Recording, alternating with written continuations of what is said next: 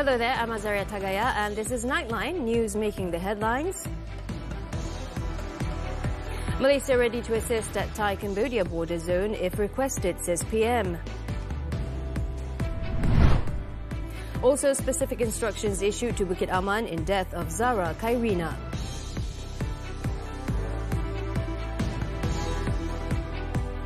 Good morning. We begin Nightline with this story. The Yang di-Pertuan Agong, Sultan Ibrahim, arrived in Moscow on Tuesday for his official 6-day state visit to Russia. The special aircraft carrying His Majesty landed in the capital at 2:20 p.m. local time or 7:20 p.m. Malaysian time. Sultan Ibrahim's arrival was received by Russian Science and Higher Education Minister Valery Falkov and Russian Foreign Affairs Ministry State Protocol Department Acting Director Georgy Kuznetsov. Also present at the airport were Russian Foreign Affairs Deputy Minister Alexander Pankin and Russian Ambassador to Malaysia Nail Latipov. His Majesty then received a guard of honor as the national anthems of both countries were played. Sultan Ibrahim will be accorded a state welcome ceremony at the Kremlin on Wednesday before attending an official meeting with the Russian President Vladimir Putin. His Majesty is also scheduled to travel to Kazan, the capital of the Republic of Tatarstan. Sultan Ibrahim's visit marks the first time a Malaysian head of state has visited Russia since diplomatic relations were established in 1967. ASEAN leaders have agreed to deploy their respective defence attaches to monitor peace efforts following recent tensions at the Thai-Cambodian border. Prime Minister Datuk Seri Anwar Ibrahim said Malaysia is also ready to send peacekeeping forces to the border zone if requested by both countries. Setakat ini, kita telah beritahu bahawa Malaysia bersedia menghantar dan dalam perundingan saya dengan semua ketua-ketua ASEAN, semuanya sepakat jika diminta oleh kedua-dua negara. Sekarang ini keadaan terkawal. Satelit dapat memantau. Kemudian ATC pertahanan hadir diselaras oleh Malaysia. He added that any further decision, including the possible deployment of an ASEAN observer team, will be finalized at the upcoming General Border Committee or GBC meeting between Thailand and Cambodia this Thursday. Both countries had earlier agreed to an immediate and unconditional ceasefire during a special meeting chaired by Anwar in Putrajaya on July 28th. In another development, the Prime Minister dismissed opposition claims that the 13th Malaysia Plan does not prioritise the interests of the Bumiputera. Anwar said such claims indicate a failure to have properly studied the 13th MP document, which prioritises significant allocations for Bumiputeras. The Prime Minister emphasised the Bumiputera Economic Transformation Plan 2035 or Putera 35 as a key component of the 13th MP. Underscoring the government's dedication as baseless, Anwar said it clearly shows the opposition has failed to read or properly review the contents of the blueprint. Maknanya belum baca. Kalau baca, rangka putera yang berhormat Ketua Pembangkang memang tinggi. Perbelanjaan untuk Bumiputera itu di antara tertinggi, termasuk reserve Melayu di bandar Malaysia. He added that efforts are also underway to strengthen Bumiputera companies with the aim of preparing them for listing on Bursa Malaysia. Anwar also noted that Malaysia remains firm in defending its national policies, including challenges to the country's pro-Bumiputera policy, even during high-level trade negotiations with the United States. Dasar Bumiputera itu dianggap discriminatory. Dia tak boleh terima. Itu bertentangan dengan semangat perdagangan antarabangsa. Kita tak boleh. Malaysia masih pertahankan dan akhirnya diterima.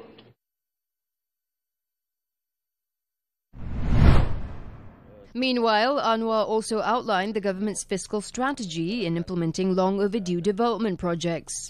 Kita tidak berhutang untuk belanja mengurus. Kita berhutang walaupun kurang jumlah hutang untuk belanja pembangunan. Mengapa? Kerana kedudukan sekolah kita, kedudukan hospital kita, luar bandar, tebatan banjir. The Prime Minister was responding to questions in the Dewan Rakyat on the national debt, given that it has risen to 1.2 trillion ringgit last year, up from 1 trillion in 2022. Anwar also touched on the government's phased plan to reduce the fiscal deficit to ensure national debt levels continue to fall. Tapi kalau dia terus ambil cara belanja boros, maka hutang itu akan mencecah terlalu tinggi.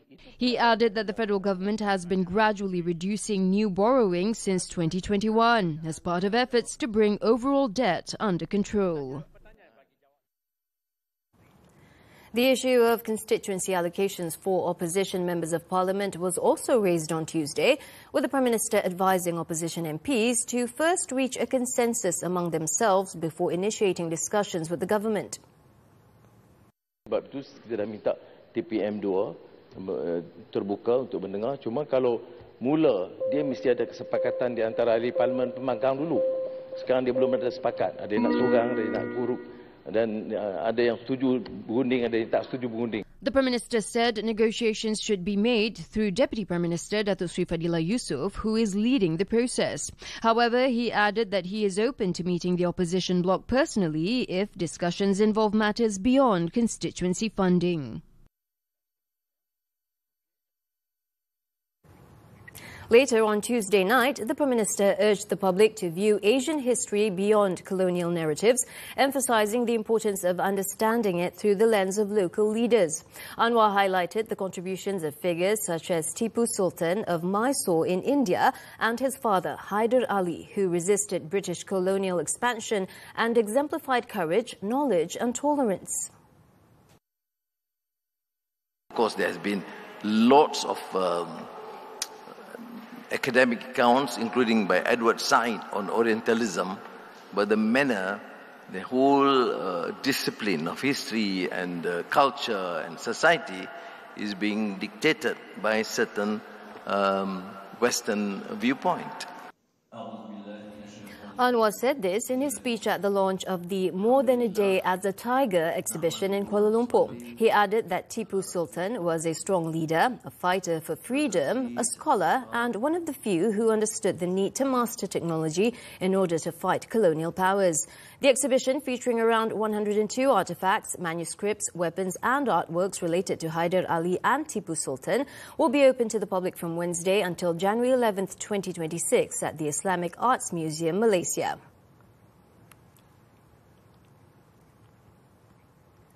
The public have been urged to respect the ongoing legal process surrounding the investigation into the death of Form 1 student Zara Khairina Mahathir.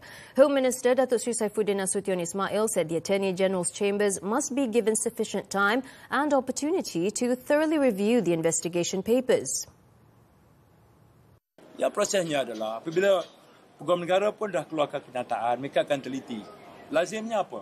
Kalau ada kecacatan pada satu kertas siasatan, pihak Pegawai Negara akan kembalikan kepada pihak polis untuk diperkemaskan. Saifuddin was speaking to the media after attending the National Anti-Drug Agency's iDeen 2025 program in Kajang, Selangor. He was responding to calls from Zara's family and several NGOs for the case to be reopened. The minister stressed that in such cases, decisions must be made carefully and based on full confidence in the evidence available. In the meantime, Attorney General Tan Sri Muhammad Dusuki Mokhtar has confirmed that specific instructions have been issued to Bukit Aman to complete the investigation papers into the death of the Form 1 student. Speaking to TV3, the AG stressed that careful and thorough consideration is essential, especially in serious cases involving public interest. Earlier, Zara's family had requested that the Attorney General's chambers return the full initial investigation report to the police for a fresh probe. Their legal representatives, Hamid Ismail and Shahlan Jufri, had claimed there were serious flaws and irregularities in the original findings. Among the concerns raised were that no post-mortem was ever conducted and the victim's clothes and personal belongings were never collected by police for forensic examination.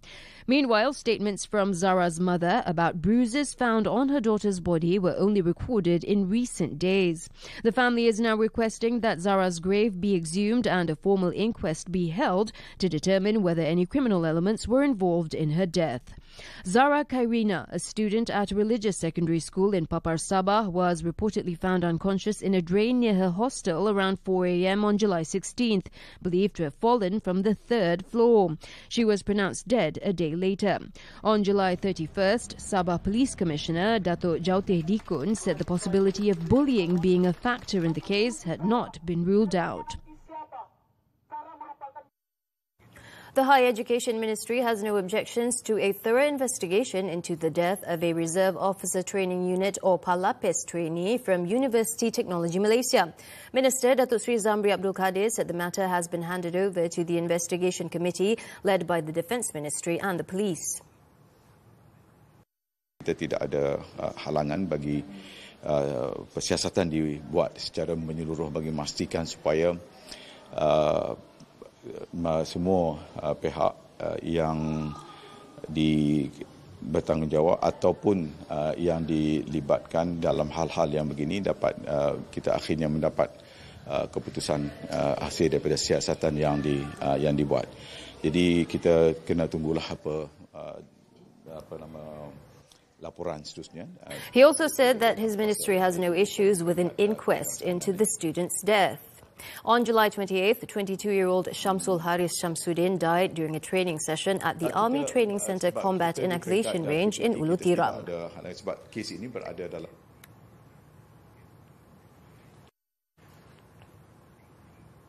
3 individuals believed to be social media influencers have been called in to have their statements recorded by the Malaysian Communications and Multimedia Commission, MCMC. This follows a viral video showing them giving leftover food to a homeless person.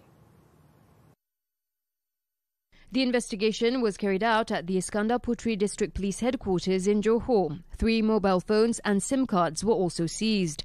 The video content was alleged to be extremely offensive, sparking widespread outrage and condemnation from netizens. It also touched on the sensitivities of Malaysia's multiracial society. The case is being investigated under Section 233 of the Communications and Multimedia Act, which carries a maximum fine of 500,000 ringgit, imprisonment of up to 2 years or both upon conviction. To address such issues, the MCMC said it will continue strengthening digital literacy initiatives through the Klik Dengan Bijak campaign to shape a digitally literate, ethical and responsible society. Meanwhile, a non-governmental organisation has condemned the actions of the 3 influencers behind the offensive content. They also urged the MCMC to take firm action to prevent similar incidents from recurring. Sudah sampai masanya untuk kita mengekang perbuatan ini, perilaku ini, di mana influencer ini sanggup melakukan apa saja, sanggup membuat video yang jelek ini semata-mata untuk mengejar like ataupun view.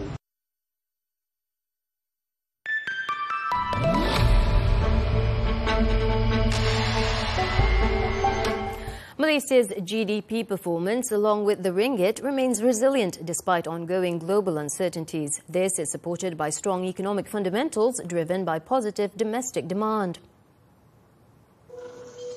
Bank Negara Malaysia Governor Datuk Sri Abdul Rashid Ghaffur said the government's structural reforms have succeeded in attracting investor interest, thereby strengthening the ringgit. A progress in strategic areas such as energy transition, digital infrastructure, and high-value manufacturing is laying the foundation for a more inclusive and competitive economy. The ringgit strengthened by 5.5% against the US dollar at the close of trading on Tuesday, while also rising by 1.8% against major global currencies. Despite facing various external pressures, Malaysia's economy is expected to remain resilient, with a projected growth of between 4 and 4.8%.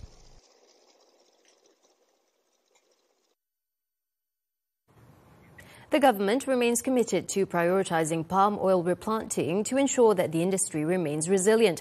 Plantation and Commodities Minister Datuk Sri Johari Abdul Ghani said without proper attention, delays in replanting risk threatening the commodity's future yields and export levels.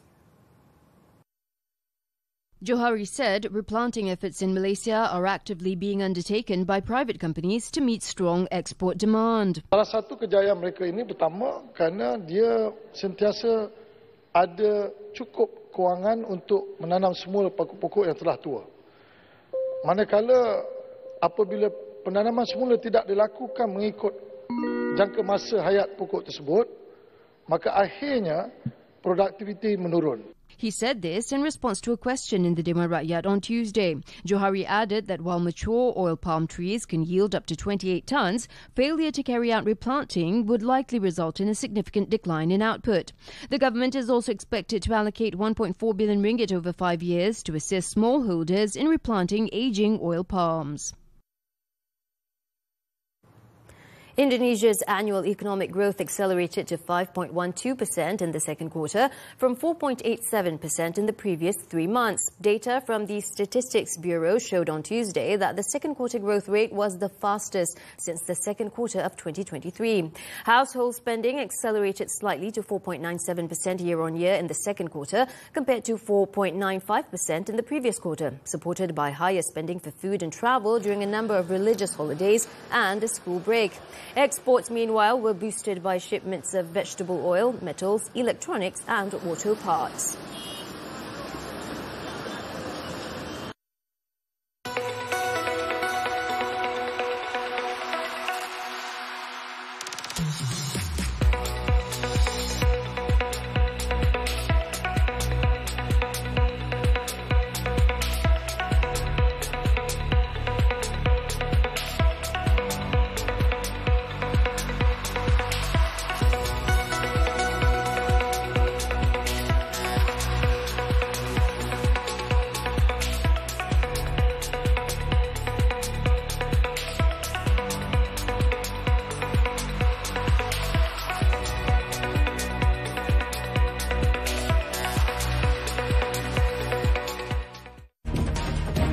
Unlocking the future of business. From industry evolutions to policy changes, we go beyond the headlines. Deep insights, sharp analysis.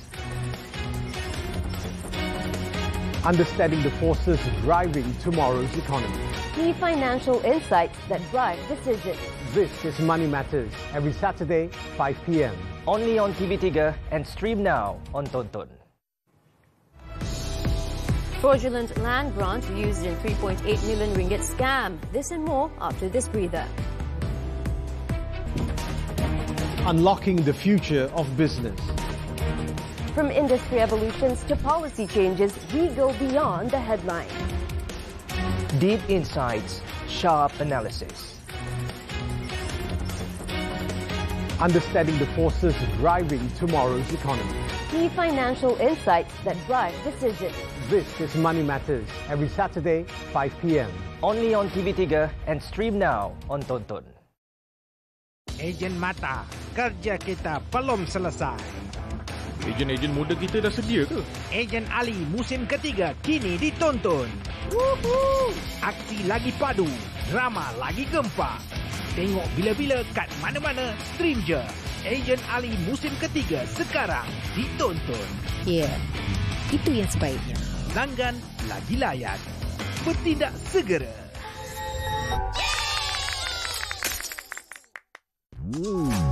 Tular mengenai perkahwinan jarak usia. Persoalannya, ada apa pada usia? Carpal tunnel, tenis elbow dan sendi bahu terkeluar adalah masalah kesihatan tangan. Ketahui cara merawat. Dan kini kadang-kadang dan remaja terdedah kepada stiker lucah dalam aplikasi telefon. Ibu ayah kena pantau anak-anak. Tanam di atas tanah bukan milik. Adakah hasil tanaman halal dimakan? Dan ketahui cara penjimatan bil elektrik. Isnin hingga Jumaat 10 pagi hanya di TV3. Satu mayat berada di tepi katil dalam keadaan terikat. Mak arwah ada telefon kami, dia tanya arwah pakai baju apa. Kemudian daripada situ saya macam dapat merasakan yang tu adalah arwah Ju. More than one person yang melakukan kesalahan tu. Seorang mengikat tight rope, seorang lagi menjerut. Thanks for staying with us. A police officer has been remanded for allegedly soliciting and receiving a bribe of 3,500 ringgit from a foreign man. The bribe was purportedly in exchange for expediting an investigation into a fight case in Pahang earlier last month. A 5-day remand order was issued by Magistrate Elina Uthman. According to sources, the suspect, a man in his 40s serving at the Kuantan District Police Headquarters, was arrested at his workplace on Monday evening. Initial investigations revealed that the officer had first demanded 1,000 ringgit from a foreign individual involved in a fight with his brother-in-law. After receiving the amount, he allegedly proceeded to demand and accept an additional 2,500 ringgit from the complainant. The bribe was meant as an inducement to arrest the brother-in-law currently under police custody and expedite the case to be handed over to the Immigration Department for deportation proceedings. In Negeri Sembilan, a land broker was remanded for 7 days at the Seremban Magistrates Court on suspicion of using a land grant containing false particulars 3 years ago. The document, which was under another individual's name, was allegedly used to obtain proceeds from a land sale in Mukim Lenggeng, estimated at 3.8 million ringgit, around September in 2022. The suspect, in his 40s, was arrested on Monday when he came to give his statement at the State MACC office. A former factory store worker was charged in the Balik Pulau Magistrates Court on Tuesday for allegedly stealing computer chips worth over 1.5 million ringgit.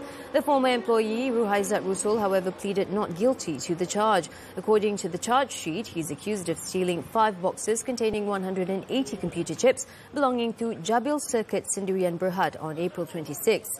He was charged with theft under Section 380 of the Penal Code, which carries a jail term of up to 10 years and a possible fine upon conviction. The court set bail at 7,000 ringgit and case mention is set for September 25th. 2 brothers were arrested after leading police on a high-speed chase covering 90 kilometers in Shah Alam on Tuesday morning.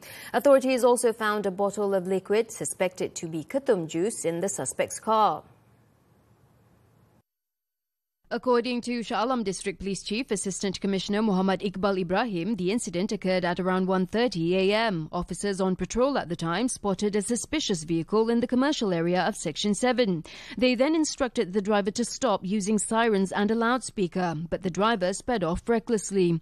6 police patrol vehicles were then deployed to assist in the pursuit. The suspect's car was finally intercepted at Section 9. The pair were arrested and remanded for 3 days. The 24-year-old driver was found to have 5 prior drug-related offences, while his 18-year-old brother had no criminal record. Ex-Arsenal footballer granted bail on rape charges. The details when Nightline returns. Satu mayat berada di tepi katil dalam keadaan terikat. Mak arwah ada telefon kami. Dia tanya arwah pakai baju apa. Kemudian daripada situ saya macam dapat merasakan yang tu adalah arwah Ju. More than one person yang melakukan kesalahan tu. Seorang mengikat tight rope, seorang lagi menjerut. Wanita hari ini. Kita ni kadang-kadang mengutamakan orang lain je. Apa kata kali ni masa untuk diri sendiri pula? Pernah tak dengar menu walk? Yang masak dalam kuali besar bersatu, ada nasi goreng, ada char-kway-teow dan pelbagai lagi. Bully nampak seperti isu lama. Tapi masih ramai yang menjadi mangsa. Di manakah penyelesaiannya? Jangan pandang ringan pada asap tau. Contohnya jerebu boleh jejaskan kesihatan. Bila dah berumah tangga, mestilah mahukan pasangan selalu ada. Kan dah janji untuk sehidup semati? Semuanya di WHI TV3 dan stream sekarang melalui Tonton. Wanita hari ini. Ejen mata, kerja kita belum selesai. Ejen-ejen muda kita dah sedia ke? Ejen Ali musim ketiga kini ditonton. Aksi lagi padu, drama lagi gempak. Tengok bila-bila kat mana-mana, stream je. Ejen Ali musim ketiga sekarang ditonton. Ya, itu yang sebaiknya. Langgan lagi layan. Bertindak segera. Untuk anda yang teringin nak makan makanan tradisi dari Satun Thailand. Wanginya bau dia. Pencuci mulut tradisi dekat Thailand tu. Pedas, berlemak. Masak lemak ni. Pekat betul. Gulai, lemak, daging, salai. Manis mata makan dengan nasi pun sedap juga ni. Menu kurang pedas, kita ada masak kicap ayam. Jangan lupa saksikan Jalan-Jalan Cari Makan setiap hari Ahad 11.30 pagi di TV3 dan stream juga melalui Tonton. On to the foreign front. Israeli Prime Minister Benjamin Netanyahu is set to announce plans to fully occupy the Gaza Strip. According to Israeli media reports on Monday, Netanyahu's decision will see the Zionist military expand its operations across the entire enclave, including areas where Hamas's captives are being held.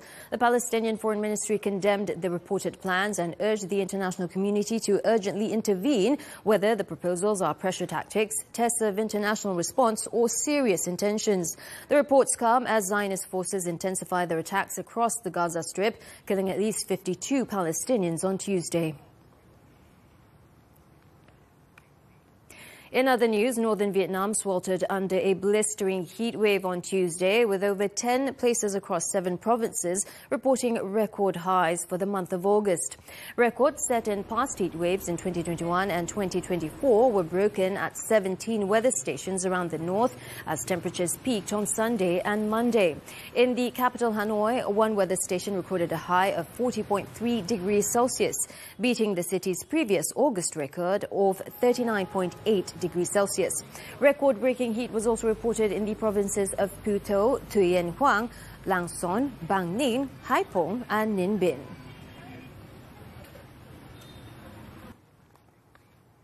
Meanwhile, parts of Hong Kong were brought to a standstill by flooding caused by heavy rains on Tuesday after the highest-tier rainstorm warning was issued for the 4th time in 8 days. By 2 p.m. local time, the island was drenched by over 350 millimeters of rain, prompting the Weather Observatory to issue a rare black rainstorm warning twice, late Monday and again early Tuesday.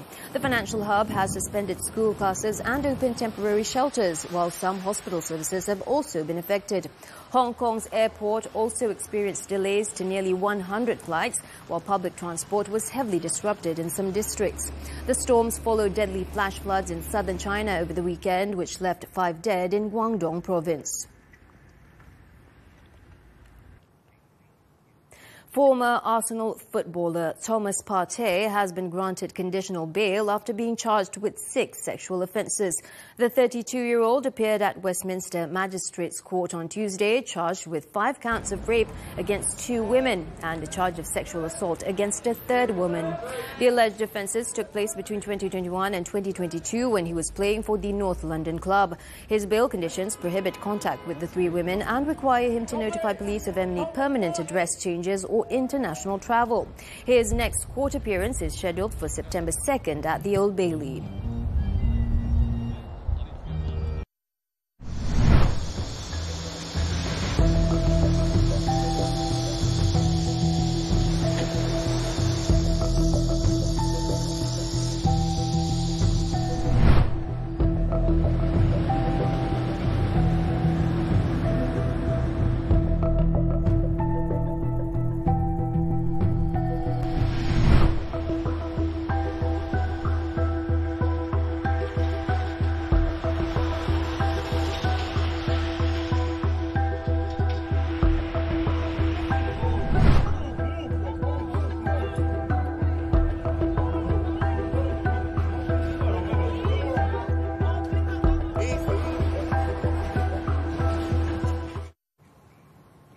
On to sports now, football and the 2026 AFC Under-20 Women's Asian Cup Qualifiers. The national junior team are ready for their Group F opener against Iran this Wednesday at the Kuala Lumpur Football Stadium in Cheras. Head coach Cameron Ng said on Tuesday that his young Tigresses have completed 2 weeks of intensive training and gained strong tactical understanding.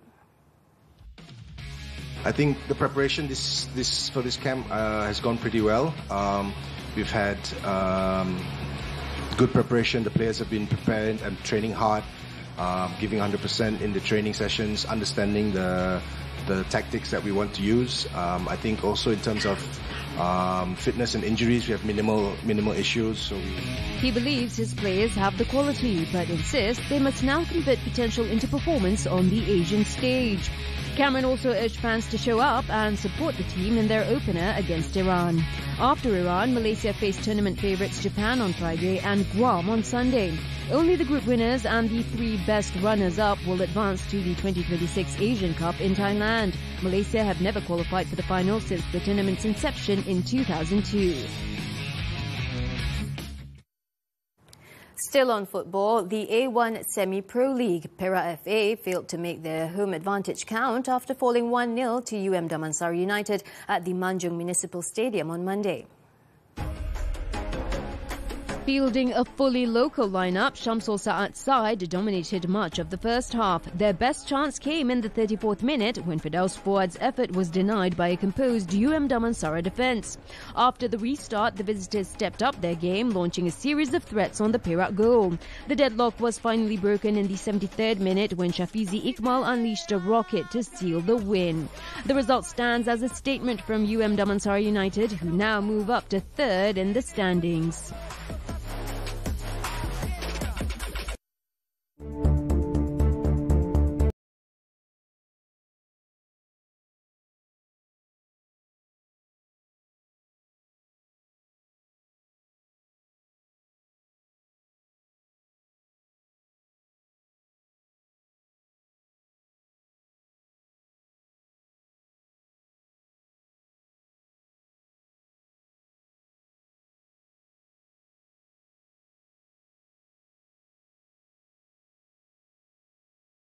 Well, that's it for Nightline. Before we go, here's a look at women in the competitive woodcutting event at the 2025 Steel Timber Sports French Championships. With that, I'm Azaria Tagaya. Thank you for watching, and we'll see you next time.